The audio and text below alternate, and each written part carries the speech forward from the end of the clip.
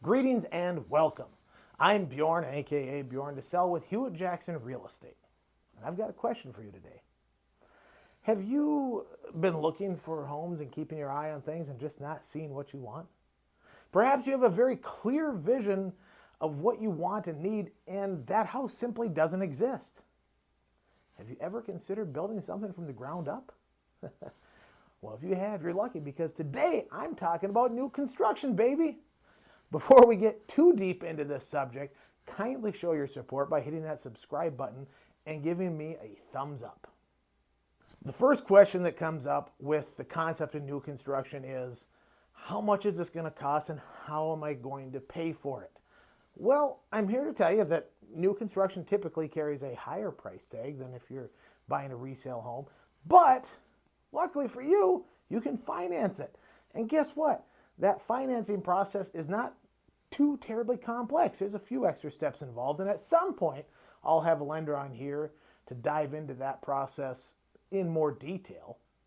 But if we break it down, you got a down payment, you get a construction loan, and eventually when it's all said and done, you're going to get yourself a permanent mortgage.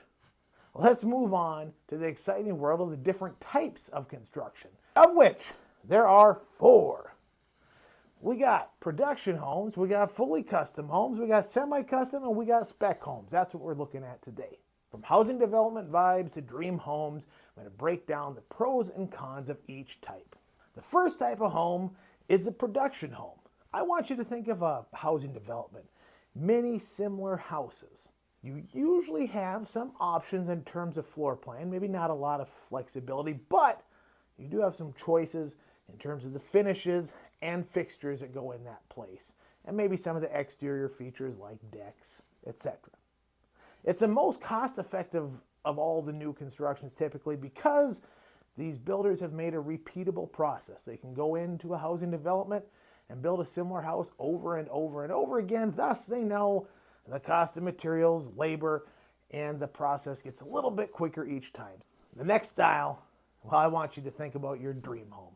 Everything you want, maybe nothing you don't. That's a fully custom home. This is what we're talking about.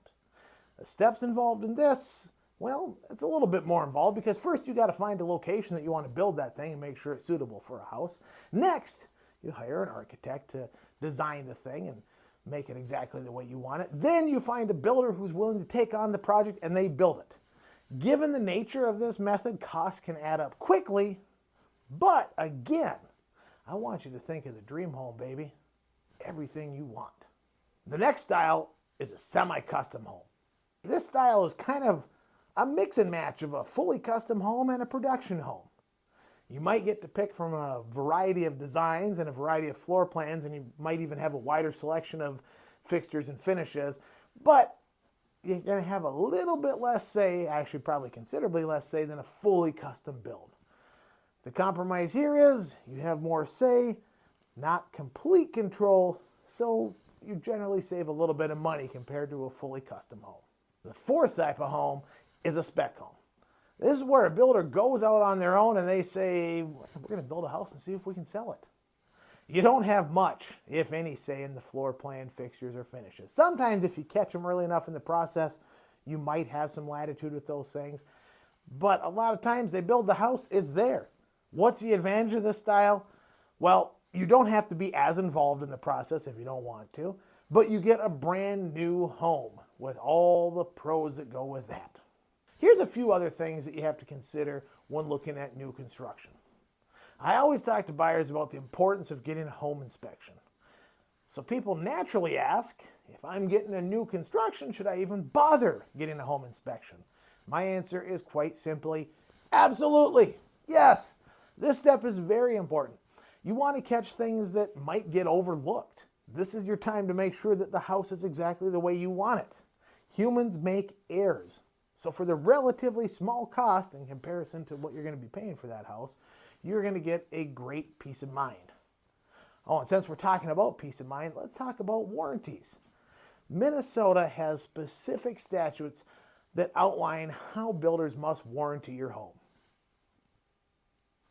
Read the fine print and understand the process. So, is new construction the right fit for you? I've covered the highlights, but there's much more to discuss. If this journey has been on your mind, let's connect and chat. I would love to help you any way I can. As always, thank you for tuning into this thing. And if you found it helpful, don't forget to like, subscribe, and share with maybe a friend or family that might benefit from this thing. Okay, I'll be back next week with more great information. And until then, be kind to one another.